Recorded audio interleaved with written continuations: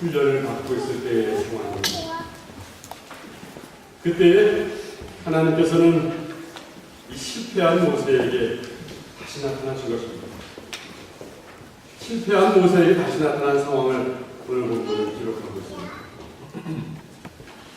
오늘 본문에 기록된 이 상황을 우리는 특별히 하나님의 부르심이다, 소명이다 라고 말하고 있습니다. 우리는 일반적으로 하나님의 부르심이라든 소명이라는 말을 들으면 목사나 선교사가 되어서 복음을 전하는 사람들을 떠올리게 됩니다. 그래서 일반 성도들과는 상관이 없는 단어처럼 들려지는 것입니다. 사실 이 부르심이다, 이 소명이다라는 것은 목사나 선교사들에게 매우 중요한 것입니다. 이 소명감이 없이는 목사도 선교사도 감당할 수 없는 것입니다.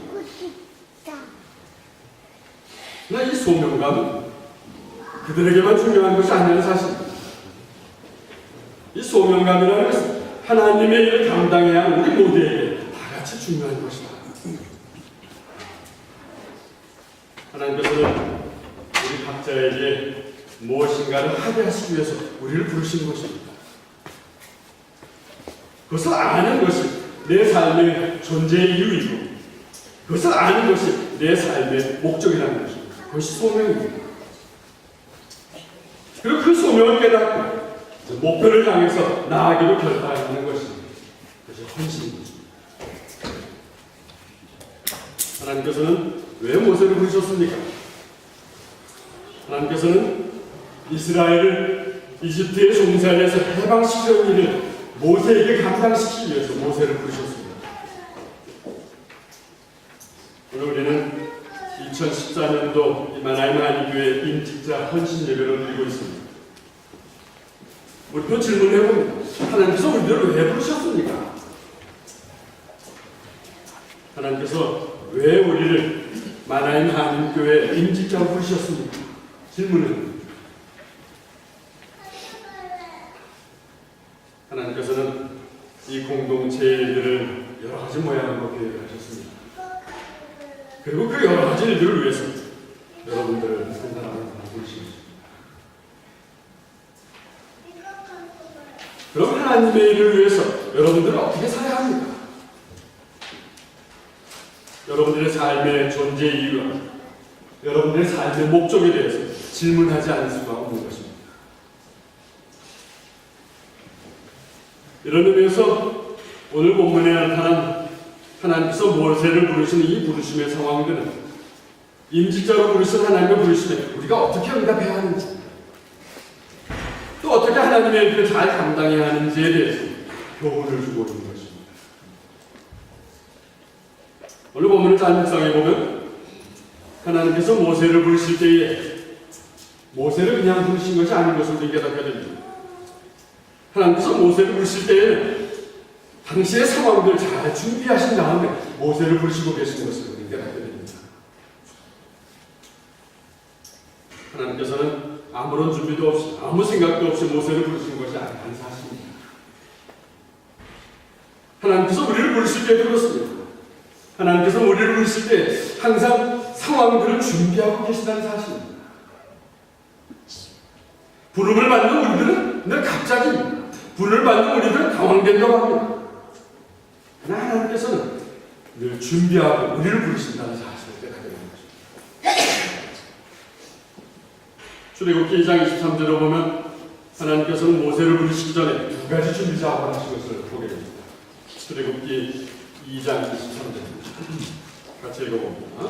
세월이 흘러서 이집트 왕이 죽었습니다. 이스라엘 백성은 강요에 의해 너무나 힘들게 되기 때문에 심부했습니다. 그들이 도와달라고 부르짖었더니 하나님께서 그들의 기도를 들으셨습니다. 여기서 세월이 흘러서 이집트 왕이 죽었다라는 말을 주목을 해봅니다. 당시 이스라엘은 종으로서 잔인하게 핍박했던 이집트의 왕이 이제 죽었다라는 표시입니다. 사실 이런 지도자가 없어지면 어떻습니까? 주변의 환경들은 새롭게 변할 수밖에 없는 것입니다. 그러니까 세월이 흘러서 이스라엘을 잔인하게 핍박했던 이집트 왕이 죽었던 그 때를 하나님께서 준비시켰습니다 라는 사실입니다. 그리고 그때에 맞추어서 이제 모세를 부르신 거죠. 또 하나님께서는 오늘 출애굽기 2장 23절에 보니까 때를 준비시켰을 뿐만 아니라 이스라엘의 마음에 이 종살이에서 이집트의 종살이에서 벗어나는 이 열망을 주셨다라는 사실을 우리는 보게 됩니다. 처음에 이스라엘이 이집트로 갈 때는 어떻습니까? 이집트의 종살이로 갔지만 그래도 이집트의 생활이 이스라엘보다 더 좋았습니다. 이스라엘에서 살던 때보다는 먹을 것이 풍부했던 것 같습니다. 이집트에 살 때는 이스라엘에서 살던 때보다는 모든 것이 화려했습니다. 좋아 보였습니다. 이스라엘에서 살던 때보다는 더 살기가 좋았던 것입니다. 그래서 이집트가 좋습니다 라고 처음에는 고백했던 이스라엘의 사람들의 삶이었습니다. 근데 세월이 지나다 보니 그것이 아니었습니다. 강제 노동을 위해서 억압을 당하기 시작합니다. 강제 노동을 하다 보니 고통이 찾아오기 시작합니다. 그것이 너무너무 힘들어서 이제는 신음소리를 듣기 시작합니다. 그러면서 고백합니다. 하나님, 우리가 잘 됐으면 좋겠습니다. 먹을 것도 좋고 살기 좋은 것도 좋습니다. 우리 잘 됐으면 좋겠습니다.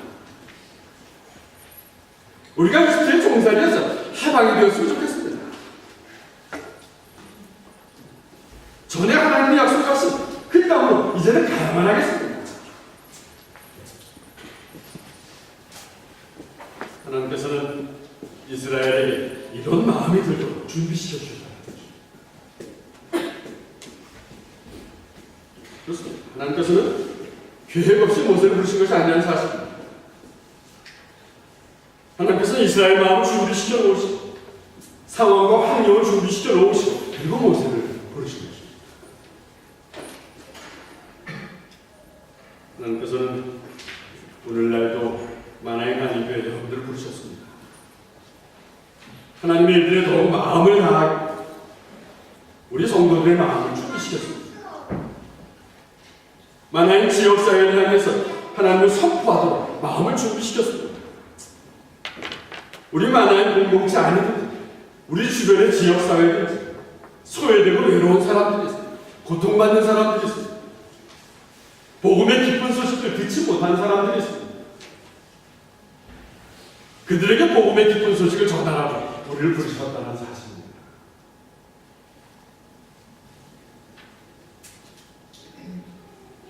그럼 구체적으로 모세를 부르신 하나님께서는 모세에게 어떻게 나타내 보여주셨습니까? 또 그렇게 나타나셔서 모세에게 요구하는 것이 무엇입니까? 생각해보세요. 먼저 하나님께서는 모세의 아주 평범한 삶의 현장에 나타나셨습니다. 하나님께서 어디에 나타나셨다고요?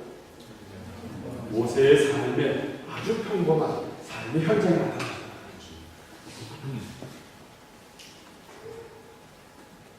그런데 보통 우리 한국 사람들의 생각에는 좀 다릅니다. 우리 한국 사람들은 하나님을 만나려면 아주 특별한 곳을 가야지 만난다고 생각하고 하고 그래서 많은 사람들이 기도원을 찾아갑니다. 하나님이 잘 나타난다는 그런 기도원을 찾아갑니다. 산기도를 하러 갑니다. 물론 분주한 일상생활을 벗어나서 기도하려고 기도원을 가는 것은 참 좋은 것입니다. 일상생활을 벗어나서 하나님의 말씀 묵상하면서 기도하면서 그것에서 시간을 보내면 영혼이 맑아집니다. 분명히 새 힘을 얻게 됩니다. 새 능력을 얻게 됩니다. 그런데 사실은 꼭 그곳에 가야지만 하나님을 만날 수 있다는 생각을 잘못된 것이잖아요. 오히려 많은 경우에 하나님의 부르심 우리의 평범한 이 삶의 현장에서 일어나는 것입니다. 삶의 현장에서 우리가 일상적인 일을 잘 감당하고 있을 때 하나님의 부르심이 일어난다는 것입니다. 하나님께서 우리를 부르시는 보편적인 방법인 것입니다. 예수님께서 제자들을 부르실 때도 그랬습니다.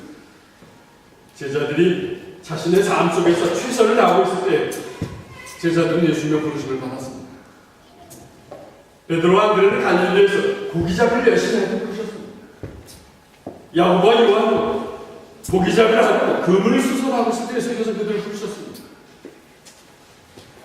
마태는 세간에서 세리일을 열심히 하고 있을 때 예수님께서 부르셨습니다. 그러니까 이들은 일상적인 삶에서 열심을 다하고 있을 때 하나님께서 부르십니다. 오늘 본문 1절에 보면 이렇게 기록하고 있습니다. 모세가 장인 이드로의 양떼를 돌보고 있을 때였습니다. 오늘 본문 1절에 보니까 모세가 처음부터 하나님을 만나야겠다고 결심하면서 하나님을 만난 것이 아니라는 사실입니다. 모세도 날마다 자신이 해야 할 일상적인 일에 열심히 했다는 것입니다. 열심히 양떼를 데리고 들러 나가서 양떼를 데리고 들러 나가다 보니까 호렙산까지 이르게 되었던 것입니다. 그런데 그곳에서 아주 신기한 일이 벌어진 것입니다. 오늘 본문의 2절의 말씀입니다. 같이 읽어봅니다. 그곳에서 여호와의 사자가 넓은 나무의 불꽃 속에서 모세에게 나타났습니다. 그 나무는 물 붓고 있었으나 얼마나 신기한 모습이었습니다. 떨긴 나무 속에 불꽃이 보이는 그 불꽃이 타고 있지만 나무가 타서는 없어지지 않는 거예요. 얼마나 신기한 모습입니다. 근데 저는 여기서 이 떨기나무라는 것에 주목을 해봅니다. 이 떨기나무라는 것은 이 호렙산에 갑자기 나타난 나무가 아니라는 것입니다. 이 떨기나무는 미디안 강야에서 흔히 볼 수 있는 나무입니다. 모세가 매일매일 이 나무 연장에 늘 보이는 그런 나무입니다. 근데 그날따라 이 흔히 보이는 나무에 불이 붙었습니다. 근데 그 불이 붙었는데도 나무가 타지 않는 것입니다. 불이 붙었는데도 나무가 타지 않고 그대로 있는 모습입니다. 얼마나 신기하시겠습니까? 이 신기한 모습을 모세가 보고는 마음이 그리로 빨려 들어가거든요. 그때 하나님께서는 모세가 나무를 살펴보려고 하는 모습을 보십니다. 그리고는 모세를 부르십니다. 모세야, 모세야. 그렇습니다. 바로 하나님은 우리를 부르시는 그 부르심의 모습이 상황이 그렇다는 것입니다. 하나님께서 우리를 부르시면 우리의 일상적인 환경 속에서 나타난다는 것입니다. 여러분들의 가정에서 가정의 일을 돌보고 아이들 돌보는 그 순간에 하나님은 나타나신다는 사실입니다. 뭐 때로는 밥을 한다고 밥을 짓는 순간일 수도 있을 것입니다. 여러분들이 직장에서 열심히 일하고 있을 때 그때일 수도 있습니다. 여러분들이 사업을 한다고 이리저리 애쓰는 그 순간일 수도 있습니다. 여러분들이 학교에서 공부를 하고 있는 그 순간일 수도 있는 것입니다. 일상적인 평범한 환경이지만 그 평범한 속에 어떤 특별한 느낌으로 다가오신 것입니다. 여느 때와는 다른 상황입니다. 여느 때와는 다르게 뭔가 끌어당기는 힘 있는 상황으로 우리에게 다가오십니다. 이것이 하나님께서 우리를 부르시는 것입니다. 근데 저는 여기서 질문 한 가지 해봅니다. 하나님은 우리를 부르시는데 하나님께서는 왜 떨기나무를 선택하셨을까? 떨기나무를 선택한 이유는 과연 무엇일까? 모세가 살고 있는 당시 특별한 것이 많았을 때, 특별하다고 생각되는 상황이 많았을 텐데 왜 하필이면 일상적이고 늘 바라고 어디에 있는 그 떨기나무였을까? 그 이유가 무엇이었을까요? 어쩌면 이 떨기나무는 이스라엘을 상징하는 것일 수도 있습니다. 어쩌면 이 떨기나무는 모세의 현재의 삶의 모습일 수도 있습니다. 떨기나무는 특별한 나무가 아니었습니다. 떨기나무는 위대한 나무야 어디를 가든지 흔하게 볼 수 있는 그런 나무였습니다. 떨기나무 같은 이스라엘, 떨기나무 같은 모세, 그 의미는 아무것도 아닌 모세의 현재의 모습을 의미하고 있는 것입니다. 어디에든지 있는 평범한 우리의 모습을 상징하고 있는 것이라는 것입니다. 근데 그 평범한 어디에도 있는 그 모습 가운데 무엇이 있었어? 불이 붙었습니다. 평범한 떨기나무에 불이 붙었다는 것입니다. 어디에도 있는 특별한 가치가 있는 나무가 아니라 평범한 나무에 불이 붙었다는 것입니다. 이분은 하나님의 인지하심이었습니다. 하나님의 인지하심이 있는 떨기나무는 더 이상 이제는 평범하지 않았던 것입니다. 이 불을 보면서 모세는 이런 마음을 가졌을 것입니다. 그 떨기나무에서 일어나는 이 신기한 일을 보면서 자신의 모습을 그려보고 있었을지 모르겠습니다. 떨기나무에 불이 타고 있는데 타지 않고 있는 모습을 보니 너무나도 신기하고, 떨기나무에 하나님께서 함께 하신 타지도 않고 있구나. 저런 흔한 나무에도 하나님께서 함께 하시면서 저렇게 사용할 수도 있고, 저렇게 흔한 나무가 저렇게 신기하게 보일 수도 있구나. 그렇다면 하나님이 나도 쓰실 수 있지 않나? 평범한 나도 하나님께 함께 하셔서 신기한 일에 사용할 수도 있지 않는가? 그런 사실을 마음에 묵상하면서 모세야 모세야 그러신 하나님의 모습, 하나님 제가 여기 있습니다 응답하고 있습니다.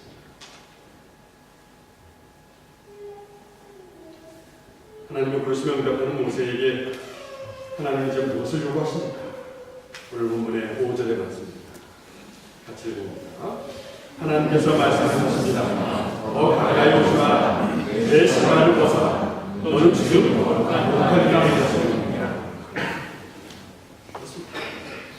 하나님께 쓰임을 받고자 하는 사람들은 평범한 사람들, 어디에든지 특별히 가치가 있는 사람이 아니고, 특별히 능력 있는 사람이 아니고, 특별히 유명한 사람이 아니고,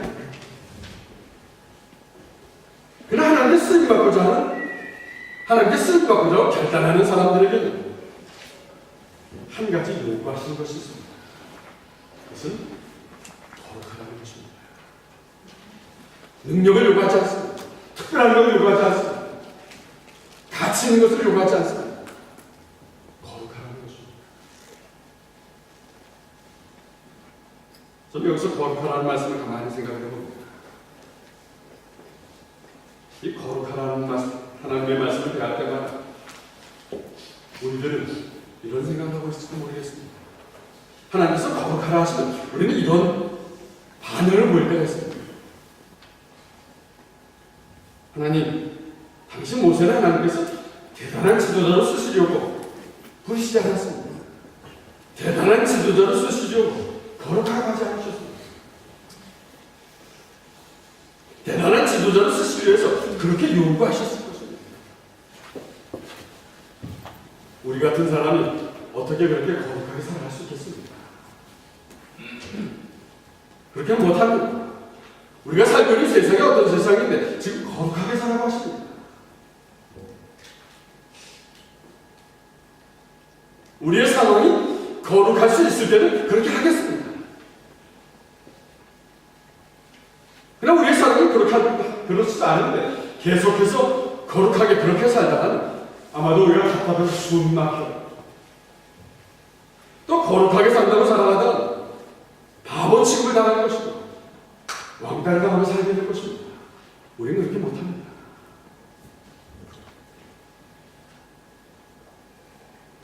하나님께서 거룩하다고 요구하시는 분명히 오늘날 우리들에게도 동일하게 요구하시는 것이라는 사실입니다. 거룩은 특별한 사람에게 요구되어지는 것이 아닙니다. 목사에게만 요구되어지는 것이 아닙니다. 하나님께서 지금 요구하시는 거룩이라는 것은 우리 모든 그리스도인에게 보편적으로 보편적으로 요구되어진 것입니다. 그 예를 우리는 로마서를 들 수 있습니다.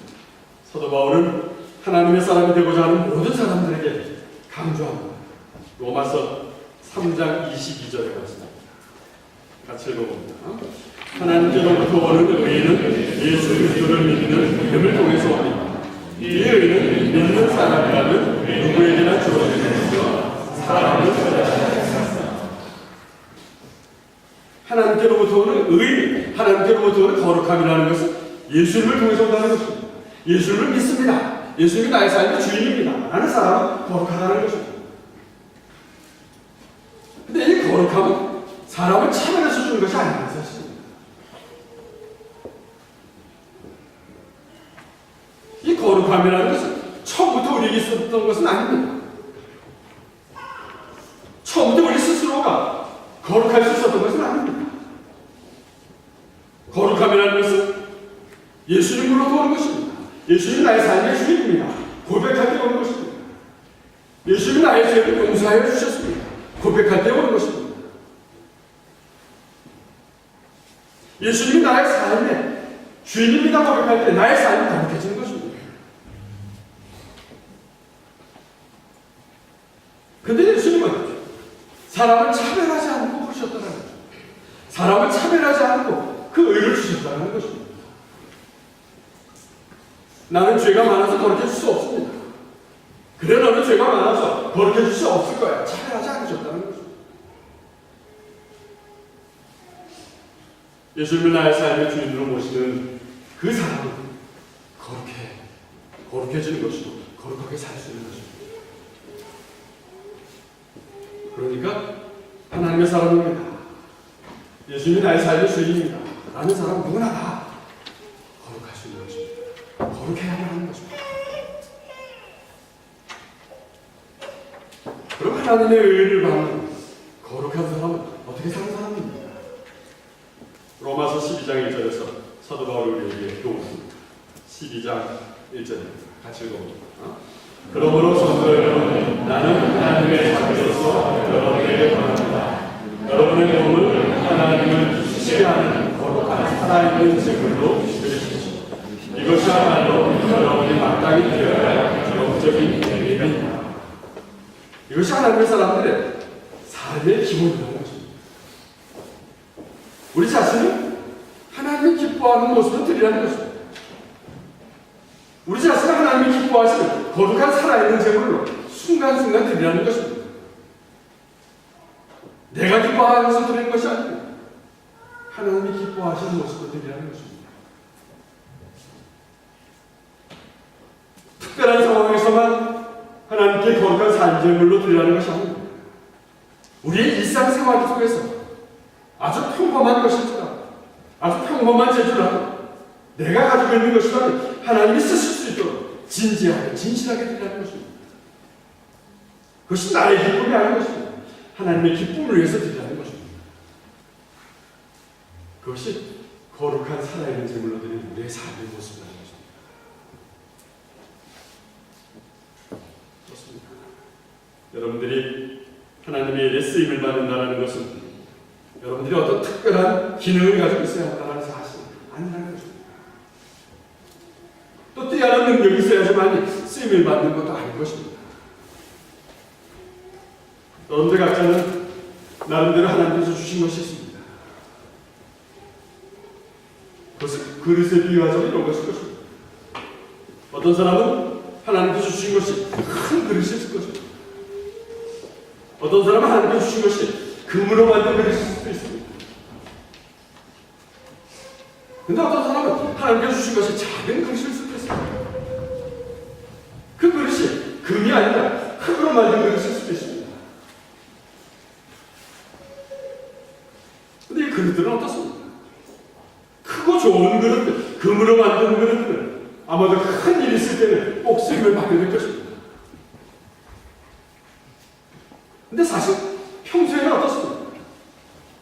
평소에는 많이 쓰임 받는 그릇이 따로 있습니다.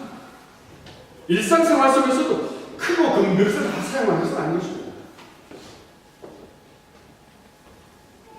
일상생활 속에 평소에 많이 쓰임을 받는 그릇은 아마도 크고 큰 그릇보다 작은 그릇일 것입니다. 흙으로 만든 그릇일 것입니다. 평소에는 작은 그릇이 얼마나 필요하고 얼마나 또 소중한지 모릅니다.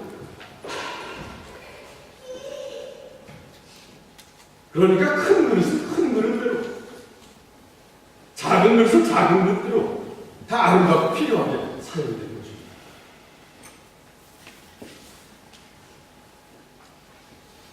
근데 그 그릇이 큰 그릇이든 금으로 만든 그릇이든 아니면 작은 그릇이든 흙으로 만든 그릇이든 상관없이 전혀 쓸 수 없는 그릇이 있습니다.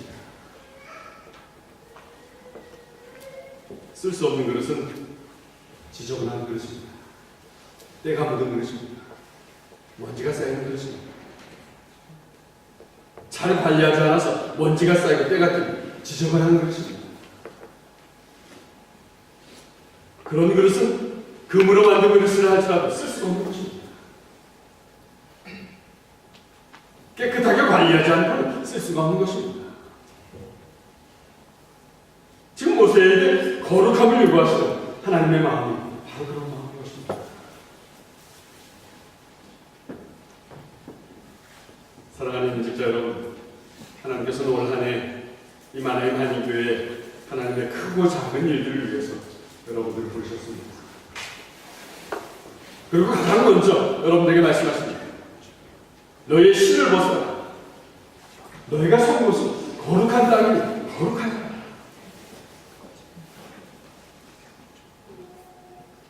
이런 하나님의 부르심에 여러분들은 뭐라고 대답하시겠습니까? 모세는 오늘 주님, 제가 여기 있습니다. 대답합니다.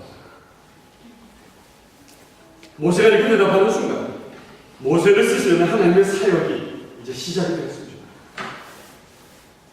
모세가 주님, 제가 여기 있습니다. 대답하는 그 순간부터 이스라엘의 역사가 달라지는 위대한 일이 이제 시작이 됩니다. 오늘 하나님의 부르심에 여러분 뭐라고 대답하시겠습니까? 주님, 난 여기가 아니라 다른 곳에 있어야 할 사람입니다. 다른 곳입니다.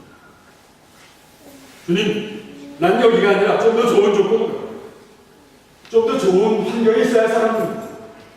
이것이 아닐 것입니다. 내가 지금 처한 이 환경과 이 상황입니다. 내가 지금 소속하고 있는 이 많은 하나님 공동체입니다. 이곳에서 고백합니다. 주님, 제가 여기에 있습니다. 나를 써주세요. 여러분들이 주님, 내가 여기 있습니다. 결단하실 때 여러분들을 향한 하나님의 사역이 시작이 될 것입니다. 여러분들의 삶에 놀라운 일들이 시작이 될 것입니다. 여러분들의 가정에 열매가 맺혀서 시작할 것입니다. 만화의 공동체 위대한 하나님의 일들이 여러분들의 손길을 통해서, 여러분들의 발길을 통해서 시작이 될 것입니다. 올 한 해 임직자로서 하나님께 헌신하는 저와 여러분들의 삶이 이런 삶이기를 감사해서 축원합니다. 아멘. 사랑의 아버지 하나님, 저희들도 한평생 하나님의 일에 쓰임받고 싶습니다. 우리들이 살아 숨쉬는 동안은 우리들이 비록 큰 그릇은 아니고 금그릇은 아니고 작은 그릇이고 평범한 흙으로 만든 그릇일지라도 하나님의 일에 소중히 쓰임을 받고 싶습니다. 주님이 맡겨주시는 일이라면 어떤 일이든지 성실하고 겸손하게 순종하기를 소망합니다. 주님이 부르실 때에는 언제든지 주님의 기쁨으로 쓰기에 합당하도록 우리 자신을 끊임없이 준비할 수 있도록 성령과 함께해 주시옵소서. 무엇보다도 우리의 일상의 삶이 거룩하게 구별되어서 하나님의 일에 쓰여지도록 성령과 도와주시옵소서. 특별히 2014년도 만화의 한인교회 임직자로 불려주신 감사를 드립니다. 올 한 해 하나님의 일들이 저희의 기도와 저희들의 손길과 저희들의 발길로 행해질 때마다 놀라운 일들과 함께해 주시옵소서. 예수님의